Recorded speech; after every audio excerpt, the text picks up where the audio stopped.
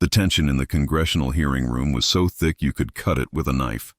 Cameras flashed, reporters leaned in, and staffers exchanged nervous glances as the American public watched live, expecting another routine political clash. But what happened next was anything but ordinary. On one side sat Nancy Mace, polished, poised, and ready for battle. With a practiced smirk and a stack of notes filled with thinly veiled jabs, she radiated the confidence of someone who thought she'd already won. But beneath the performance was something darker: desperation. After fading from the spotlight and weathering recent controversies, she needed a moment to reclaim relevance. Across from her sat Jasmine Crockett, calm, composed, but far from silent. To some, she was just a freshman Democrat. But to those who knew her story, the battles she'd fought, the barriers she'd broken, she was a force. This wasn't just about defending herself. It was about standing for principle, identity, and the voices too often ignored in halls of power. The hearing was supposed to be about policy, but Nancy made it personal. Leaning forward with a condescending smirk, she went for the soundbite she craved. What she got instead was a reckoning. The moment Jasmine spoke, the entire room shifted, and no one saw it coming. The tension in the congressional hearing room was so thick you could cut it with a knife. Cameras flashed, reporters leaned in, and staffers exchanged nervous glances as the American public watched live, expecting another routine political clash. But what happened next was anything but ordinary. On one side sat Nancy Mace, polished, poised, and ready for battle. With a practiced smirk and a stack of notes filled with thinly veiled jabs, she radiated the confidence of someone who thought she'd already won. But beneath the performance was something darker: desperation. After fading from the spotlight and weathering recent controversies, she needed a moment to reclaim relevance. Across from her sat Jasmine Crockett, calm, composed, but far from silent. To some, she was just a freshman Democrat. But to those who knew her story, the battles she'd fought, the barriers she'd broken, she was a force. This wasn't just about defending herself. It was about standing for principle, identity, and the voices too often ignored in halls of power. The hearing was supposed to be about policy, but Nancy made it personal. Leaning forward with a condescending smirk, she lobbed a loaded question. Something designed to humiliate, to provoke, to go viral. Then Jasmine struck back, with a single razor-sharp sentence, so brutal, so perfectly delivered, the room gasped. Nancy's smirk vanished. The press gallery erupted. Social media exploded before she'd even finished speaking. And in that moment, everyone realized Nancy hadn't just lost the exchange. She'd just handed Jasmine Crockett her most iconic moment yet. And there was no coming back from it. The showdown: how Jasmine Crockett turned a trap into a triumph. The hearing room crackled with tension as Representative Nancy Mace adjusted her microphone, her lips curling into a smirk that didn't reach her eyes. She had rehearsed this moment, the perfect ambush designed to go viral. "Congresswoman Crockett," she began, her voice dripping with faux politeness. "You've built quite the reputation as a social justice crusader, yet records show you skipped 2 critical border security briefings last month. How do you square that with your so-called commitment to the people?" The trap was set. Mace leaned back, arms crossed, waiting for the stumble.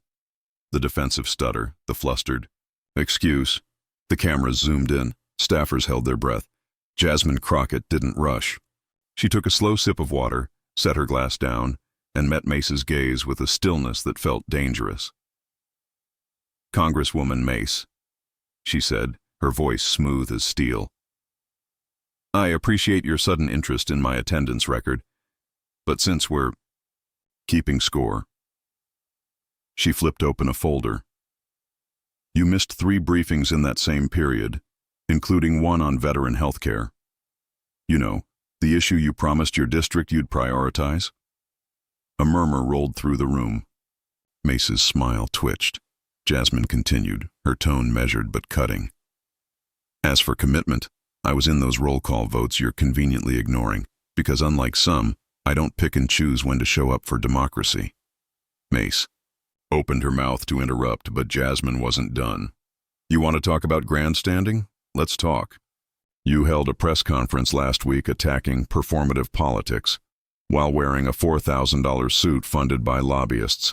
So if we're judging who's here for the people, maybe check your own receipts first. The room erupted. A staffer in the back choked on their coffee. Twitter exploded with clips captioned, "Crockett just nuked Mace from orbit." Even the C-SPAN chat, usually a graveyard of bureaucratic small talk, flooded with, "She did not just say that." And Mace asked, "For a battle and got a war?" Mace's face flushed. She scrambled for a rebuttal, but the damage was done. Every attempt to pivot only dug the hole deeper. That's not the issue here." "Then what is?" Jasmine countered. "Because from where I sit, you came here for a soundbite, not a solution. And if that's your idea of leadership, no wonder trust in Congress is at an all-time low." The gavel pounded as the committee chair called for order, but the internet had already crowned its winner. By the time the hearing adjourned, Crockett vs. Mace was trending, with side-by-side edits of Jasmine's dismantling set to hip-hop beats. Late-night hosts monologued about it. Pundits replayed the clip on loop, and in an unguarded moment caught on a hot mic, a GOP staffer was heard muttering, "We told her not to pick that fight." The fallout was instant. Mace's team scrambled to contain the narrative, but the memes were merciless. Donors questioned her judgment. Meanwhile, Crockett's inbox flooded with speaking requests, and her small-dollar donations spiked 300% in an hour. It was more than a viral moment. It was a masterclass in turning an attack into an opportunity, and proof that in politics, the loudest voice in the room isn't always the strongest. Lesson learned. If you come for Jasmine Crockett, you'd better come correct. The mic drop heard around Congress, how Jasmine Crockett turned the tables. The air in the hearing chamber turned electric as Nancy Mace doubled down, her voice sharpening to a razor's edge. "That's a lovely speech, Congresswoman Crockett," she sneered, fingers drumming against the polished mahogany desk. "Very poetic, but last I checked, poetry doesn't pass legislation." A calculated pause. "Your entire brand is built on viral moments and performative outrage. When was the last time you actually wrote a bill instead of a tweet?" The room froze. Reporters' fingers hovered over keyboards. Even the veteran C-SPAN cameraman zoomed in tighter. This wasn't just political theater anymore. It was a direct challenge to Jasmine's legitimacy. Mace wasn't done. With the flourish of a prosecutor delivering a smoking gun, she produced a printed tweet from Jasmine's early days in office. "Let's examine your own words," Mace declared, holding the paper like it was contaminated. "The system was designed to keep people like me out. Yet here you sit, in Congress, with a vote, with a platform. So which is it? Are you powerless, or are you lying?" The trap was sprung. Mace's allies exchanged satisfied glances. This was their kill shot. Paint Jasmine as either a hypocrite or a fraud. The kind of soundbite that fuels attack ads for years. The silence before the storm. For 3 agonizing seconds, Jasmine didn't move. Then she reached slowly for her water glass, took a sip, and set it down with deliberate precision. When she tried to be, finally spoke. Her voice carried the quiet intensity of a judge delivering a verdict. "Congresswoman Mace," she began, "you're right about one thing. I am sitting in this chair, but presence isn't the same as power." She leaned forward, eyes locking onto Mace's. "Do you know how many black women served in Congress before 1992? 3. 3 in over 200 years. So yes, the system was designed to exclude, and the fact that I'm here doesn't erase that history. It proves the fight continues."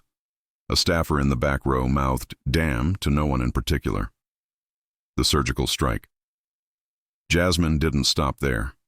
"As for your concern about my legislative work," she tapped her tablet twice. The screens in the room flickered as she shared her screen. "That's H.R. 3812, the Maternal Health Equity Act I introduced last month, co-sponsored by 42 members. including 3 of your Republican colleagues. A beat. But since we're reviewing records, her finger swiped. A donor list appeared. This is the Political Action Committee you took $2,800 from last quarter. The same one lobbying against the very healthcare protections in my bill. The room erupted in murmurs. So tell me, Congresswoman, who's really avoiding the work? Mace's polished facade cracked. Her lips parted, but no words came. The color drained from her face as Jasmine delivered the coup de grace. You mistake. Representation for revolution. Showing up isn't winning. Getting a seat at the table means nothing if the menu stays the same. She turned fully toward the cameras now, speaking past Mace to the nation. And to every young girl watching. They told me to be grateful for crumbs too. But we don't want crumbs. We're here to bake a whole new damn cake. What happened next was political combustion. C-SPAN's viewership tripled in real time. Bake the Cake trended in all 50 states within 9 minutes. The clip of Jasmine's rebuttal amassed 12 million views before the hearing adjourned. Late-night hosts scrapped monologues to lead with the Crockett smackdown. But the most telling moment came off camera. As lawmakers filed out, a freshman Republican was overheard whispering, "We just witnessed a masterclass."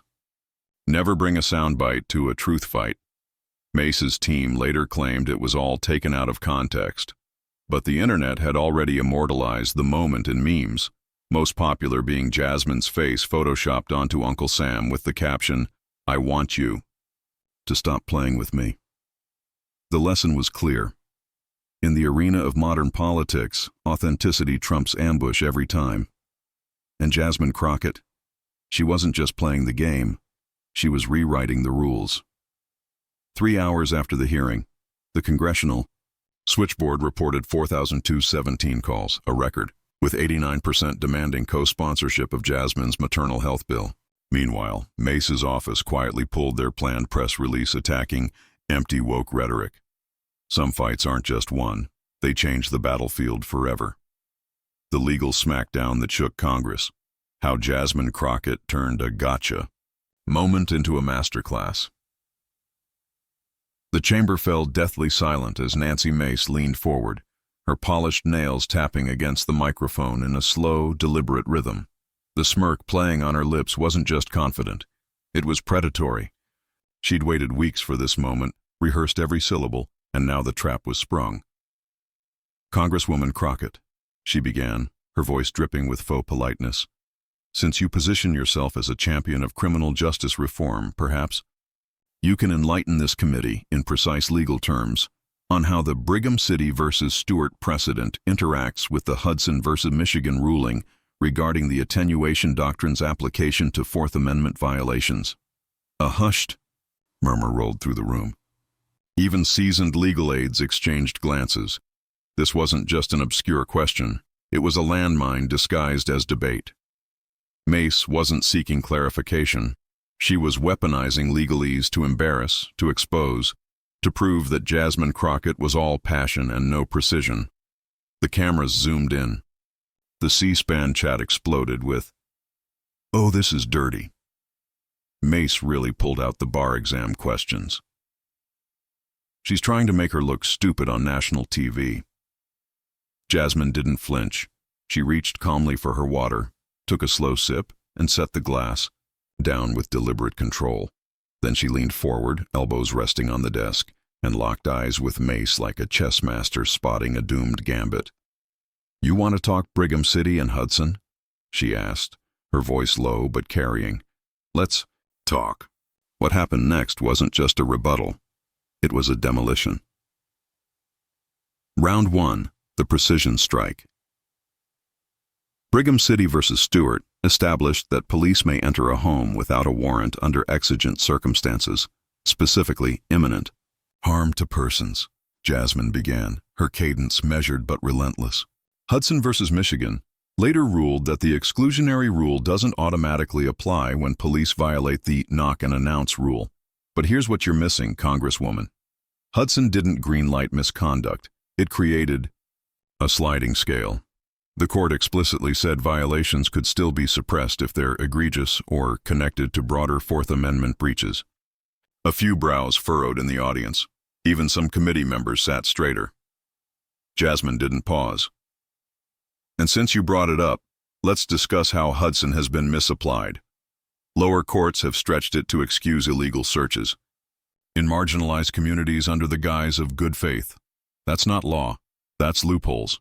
And if you'd like case studies, I'd be happy to walk through Utah versus Streif and how it eroded protections for Black and brown Americans.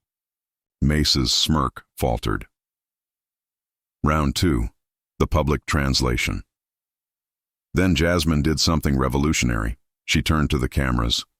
But for everyone at home who isn't a constitutional scholar, she gestured to the audience. Here's what this really means. They're asking if cops can break rules and still use the evidence. The answer is sometimes, but sometimes becomes always in certain neighborhoods. That's the problem, and that's why I fight. The room buzzed. A staffer in the back whispered, "Oh, she's good." Round 3, the trap backfires. Mace, scrambling, tried to pivot. "With all due respect, Congresswoman, this isn't a classroom." "It isn't," Jasmine cut in smoothly. "It's a hearing, where facts matter. So, since we're discussing precedent, let's examine your record." She tapped her tablet, pulling up a document. "You co-sponsored H.R. 5142 last year, the so-called Safe Streets Act. Section 3, subsection B, directly, cites Hudson to justify warrantless searches in high-crime areas. A policy the ACLU proved targets Black districts at 4x the rate of others." She tilted her head. "So which is it? Do you care about constitutional nuance, or just when it suits your agenda?" The aftermath, a political earthquake. What followed was pure chaos. Live viewers. C-SPAN's stream peaked at 1.2 million, crashing briefly. Social media. Lawyer Crockett trended as legal analysts praised her SCOTUS-level fluency. TikTok. A split-screen edit comparing her to Legally Blonde's courtroom scene went viral. The ultimate humiliation. A clip of Mace's own law professor, tweeting, "Jasmine just articulated Fourth Amendment doctrine better than 90% of my students. By the time the hearing adjourned, the damage was irreparable." Mace's team frantically emailed allies calling it a distorted narrative, but the internet had already crowned its victor. Donors flooded Crockett's campaign with Legal Eagle-themed contributions. Meanwhile, Mace's staff reportedly screamed at each other in the hallway, with one aide overheard hissing, "Who let her go in without prepping for this?" The lesson. Jasmine Crockett didn't just survive a gotcha moment, she exposed it. In 10 minutes, she proved that real power isn't in trapping your opponent. It's in knowing so much that no trap can hold you. Epilogue. 3 days later, the Harvard Law Review published an op-ed titled, "Crockett vs. Mace, When Performative. Quizzing meets prepared genius." And in a twist no one predicted, Fox News quietly deleted their planned segment mocking woke lawmakers who can't define the law. Some losses aren't just defeats. They're reckoning. The air in the hearing chamber grew thick with tension as Nancy Mace's carefully constructed facade began to crumble. Her voice, once dripping with condescending certainty, now carried an unmistakable quiver as she grasped for control. "Well, Congresswoman Crockett," she said with forced lightness, "if we're giving lectures instead of answers, perhaps we should schedule a TED Talk." The attempted joke fell dead in the room. No laughter, only silence. The kind of silence that screams louder than any applause. You could see the exact moment Nancy realized her mistake. Her fingers twitched against her prepared notes, her shoulders tensed just slightly, and her eyes darted toward her colleagues, searching for support that wouldn't come. The confident prosecutor act had evaporated, leaving behind something far more telling, the nervous energy of someone who had overplayed their hand. Jasmine Crockett didn't move. She simply watched Nancy with the calm assurance of a chess master who sees checkmate 3 moves ahead. When she finally spoke, Her voice carried the weight of someone who had been through this dance too many times before. When the facts abandon, you, Congresswoman, all that remains is deflection. The words weren't shouted. They didn't need to be. Their precision made them cut deeper than any outburst could. Turning to address the room rather than just her flustered opponent, Jasmine continued, I recognize this playbook. First comes the intimidation. When that fails, the goalposts move. And when there's nowhere left to retreat, she paused, letting the implication hang in the air. Suddenly, the very questions you thought were so important don't matter anymore. But they did matter. You demanded an answer. I gave you one. So now I have to ask, why are you running from your own argument? The chamber seemed to hold its breath. Nancy opened her mouth, closed it, then opened it again. A goldfish out of water. Her gaze flickered toward her allies but found no lifelines. Some studied their notes with sudden intensity. Others became very interested in their water glasses. The silence grew heavier with each passing second. Then Jasmine struck with the quiet force of a tidal wave. You walked in here assuming I wasn't prepared. You tried to wield the law like a weapon to make me look small. What you never understood, her voice dropping to something more personal, more dangerous, is that some of us had to master these texts just to be granted a seat at this table. I know these cases not to win debates, but because people's lives hang in the balance of how we interpret them. The impact was immediate and electric. In the public gallery, a woman nodded fiercely, her hands clasped tight. A staffer near the back-mouthed damn to no one in particular. Even the stone-faced committee members sat straighter, their expressions shifting from polite attention to something closer to awe. The C-SPAN camera operators, veterans of countless hearings, instinctively zoomed in tighter, recognizing history in the making. Nancy made one last, desperate attempt. Let's keep the discussion focused, she muttered, her voice barely above a whisper now. This isn't about personal stories. Jasmine's response came like a hammer blow. There's your fundamental error. You think policy exists separate from people, that the law floats in some sterile vacuum. She leaned forward, her eyes burning with conviction. Every narrative you dismiss is someone's reality. A mother who lost her son to a no-knock raid. A teenager sitting in a cell because the system failed him. Real people living with the consequences of decisions made in rooms like this. Turning fully to face the cameras, Jasmine spoke now to the nation watching. That's why I'm here. Not to play political games with parliamentary procedure, but to fight for those who never get invited to these hearings. The energy in the room transformed completely. Where there had been tension, now there was something closer to revelation. Even the most juror reporters stopped typing for a moment, caught in the power of the moment. Online, the reaction was instantaneous. Crockett Crush began trending nationally within minutes, accompanied by memes of Jasmine as a legal superhero and side-by-side clips contrasting her composure with Nancy's visible discomfort. Conservative media tried damage control, labeling it emotional grandstanding, but the footage spoke for itself.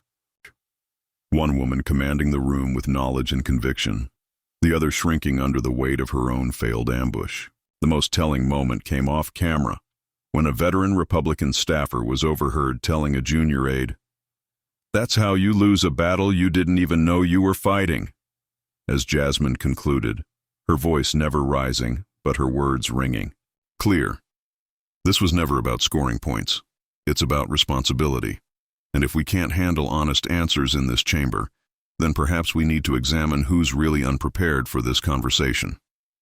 The camera caught Nancy in profile, her jaw clenched, her fingers gripping her pen too tight, her entire posture radiating the realization that she hadn't just lost this exchange, but had been outclassed on a fundamental level. The hearing would continue, the political games would go on, but everyone present, and millions watching, would remember this moment as the day the script got flipped. And as the committee moved to the next agenda item, you could almost see the tectonic plates of political power shifting beneath their feet. Because when preparation meets opportunity, and when truth faces posturing, there are no spin doctors, no clever sound bites, no last-minute saves that can undo what just happened. Some defeats aren't just losses, they're lessons.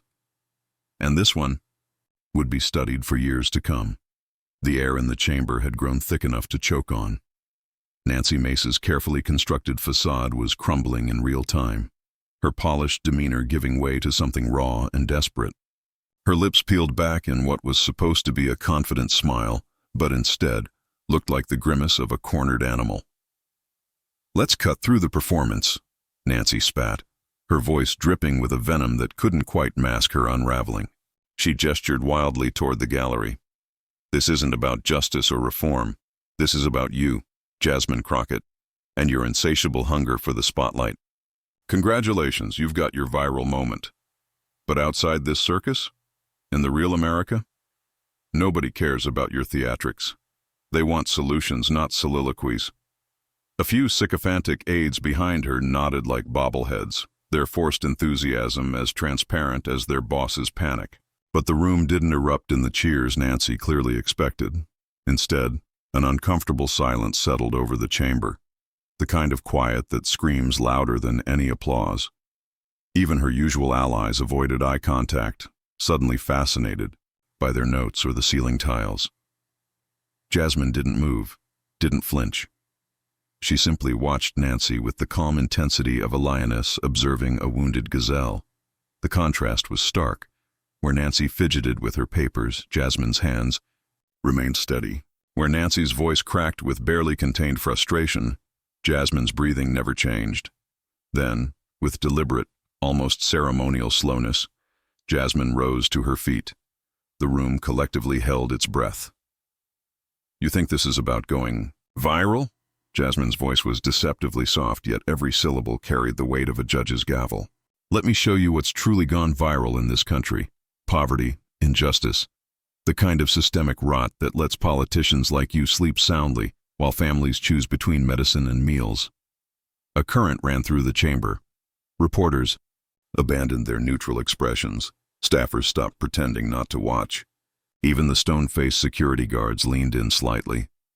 Jasmine took one measured step forward, her movements precise, controlled. "You want to talk about theatrics?" She continued, her cadence building like a storm. "Theatrics is watching a mother plead for her son's life outside an emergency room because some insurance bureaucrat decided his asthma wasn't pre-existing enough. Theatrics is a veteran sleeping under a bridge while defense contractors pocket billions. Theatrics is watching generation after generation of black and brown Americans get ground up by the same broken system, all while people like you sit in these hallowed halls sipping bottled water and cracking jokes." Nancy opened her mouth. Whether to protest or interrupt, no one would ever know, but Jasmine didn't give her the chance. With a single raised hand that wasn't a request for silence but a command for attention, she pressed on. "You keep calling this meaningless," Jasmine said, her voice dropping to something more intimate, more dangerous. "But what you really mean is it doesn't matter to you. You've never had to matter to it. And that's your privilege. But don't you ever dare, tell the people living these realities that their pain is just political theater." The silence that followed wasn't empty. It was charged, electric, vibrating with the energy of 1,000 unspoken agreements. You could feel the shift in the room, not just in the nodding heads or the hastily wiped away tears, but in the very atmosphere itself. History wasn't just being witnessed, it was being made. Then Jasmine delivered the killing blow. "You came here with a script written by cynics," she said, her words precise as surgical incisions. "I came with the truth, and the difference between us, you're putting on a show. I'm bearing witness." The chamber exploded, not in the polite procedural applause of congressional hearings past, but in something raw and real. People rose to their feet, not just the expected allies, but aides, interns, even a few typically stone-faced officials. A veteran reporter in the press gallery openly wiped her eyes. The C-SPAN chat scrolled too fast to read, a blur of "damn" and "history," and "she's doing it." Through it all, Nancy Mace sat frozen, her face a mask of barely contained fury, and something far more dangerous. Fear. Fear of being exposed, fear of being outmatched, fear that the old tricks weren't working. Anymore, Jasmine didn't smirk, didn't gloat. She simply stood there, letting the moment speak for itself, until the chair's gavel finally restored order. But as the hearing moved on, as the cameras kept rolling and the world kept watching, one thing became undeniably clear. The ground had shifted. The rules had changed. And Jasmine Crockett hadn't just won the day, she'd rewritten the playbook. The reverberations would be felt far beyond those chamber walls. In living rooms and break rooms, in group chats and newsrooms, people were seeing something they hadn't seen in far too long, someone speaking truth to power and watching power blink first. And as the hearing adjourned, as the clips spread and the analyses poured in, one question lingered in the air, unspoken but undeniable. If this was what happened, when they underestimated Jasmine Crockett, what would happen when they finally took her seriously? The chamber had fallen into a hush so complete you could hear the rustle of paper as Nancy Mace gathered her notes. The once combative congresswoman moved with mechanical precision, her movements stiff like a marionette with cut strings. There was no dramatic exit, no parting shot, just the quiet, defeated shuffle of someone who had gambled everything on arrogance and lost. As she disappeared through the side door, the last thing visible was the way her shoulders curved inward, as if trying to make herself smaller against the weight of what had just transpired. Jasmine Crockett remained seated, her posture relaxed but alert, watching the proceedings wind down with the calm focus of a chess master who had seen 10 moves ahead. When the gavel finally fell, others rushed for the exits, but Jasmine stayed. Not for cameras, not for applause. She waited until the room had settled into that peculiar stillness that comes after seismic events, when the air itself seems charged with possibility. Then she spoke again, her voice carrying effortlessly in the quiet space. "Here's what they never tell you about power," she began, her words measured but carrying an electric current. "It isn't maintained through strength, it's maintained through silence, through convincing people their voices don't matter." She stood slowly, deliberately, her movements smooth as poured ink. Today wasn't about winning an argument, it was about proving that truth doesn't bend to intimidation. A reporter in the front row stopped typing mid-sentence, fingers frozen above the keyboard. Even the jaded Capitol staffers paused in their packing up, drawn in despite themselves. Jasmine's gaze swept the room, making eye contact not with individuals but with history itself. "I've been called too loud when I spoke, too angry when I cared, too ambitious when I dared. They told me to wait my turn in lines that never moved, to be patient for change that never came." A beat. But justice delayed is justice denied. In the back of the room, an elderly black woman pressed a handkerchief to her eyes, her nod so slight it might have been a trick of the light. Nearby, a young intern sat perfectly still, hands clasped tight in her lap as if holding on to something precious. "What happened here today matters," Jasmine continued. "Not because of me, but because of every young girl watching who just saw that knowledge beats bluster, that preparation defeats privilege, that the truth, spoken clearly and without apology, can shake foundations." She picked up her folder, tucking it under her arm with the casual grace of someone completely at home in their purpose.